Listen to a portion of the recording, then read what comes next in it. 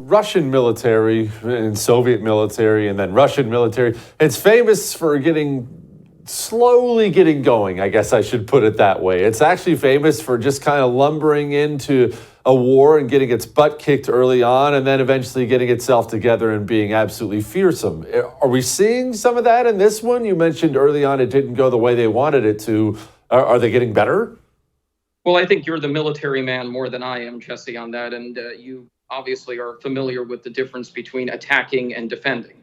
You would need a typically 3-1 advantage to attack, which the Russians barely had when they began the invasion last February. And that, of course, did not go at all according to plan in many respects in terms of the kind of war that they planned for originally. So now the industrial base is starting to maybe get going. They're trying to bring up more conscripts. I was reading a report that there may be as many as 400,000 Russian troops that will ultimately be deployed in those areas of Ukraine that Russia currently occupies. But I think what really has happened here, it's not so much the Russian military that's getting going. It's the fact that the Russians are now defending. They're now dug in, and they've had about half a year or more to mine all of the approaches to their fortified positions that they've been able to construct since taking the territory that they were able to take last spring. So they had a lot of time to prepare for this, and they put their best troops strategically to guard the main choke points, and they have plenty of conscripts. And then, of course, you had this whole Wagner situation with Prigozhin and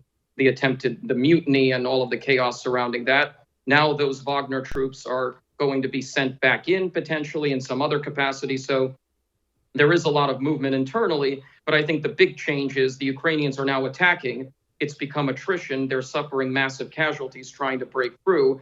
The Russians are able to prevent the major breakthroughs that will push the Ukrainians, they hoped, to the borders of Crimea to the south, maybe to the Black Sea. They haven't really been able to do that yet. That really is what everybody is focusing on now. I mean, are these just going to be sort of small, localized gains by the Ukrainians? Will this offensive peter out? Or are we actually going to get the breakthrough that especially us, the Americans, have been hoping the Ukrainians would get so that we can have a clearer picture as to how to favorably start to see an end game here?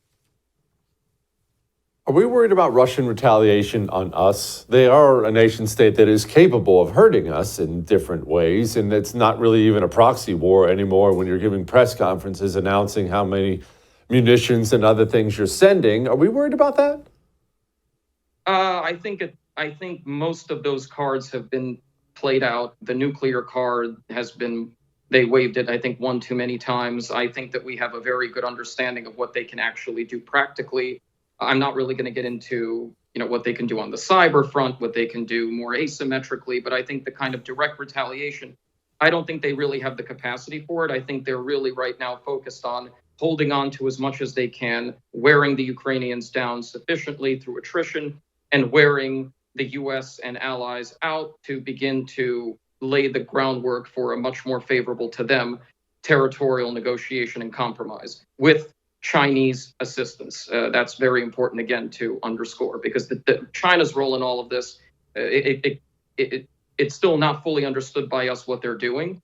And I think we need to pay attention a lot more to that, as well as what more the Chinese could be doing going forward because of their internal economic problems in China that are worsening right now. So will the Chinese, because of those worsening problems, increase support for Putin or change the character of that support, or will they instead begin to pull back and reorient? If that were to happen, then Putin's options will start to narrow, and then we can see a totally different situation on the ground. So right now, it's really difficult to tell. But I think, I certainly don't think U.S. foes and Putin on his part are going to be doing any favors to the U.S. administration going into 2024. So I would expect some surprises. They pay attention to our political calendar as much as we do.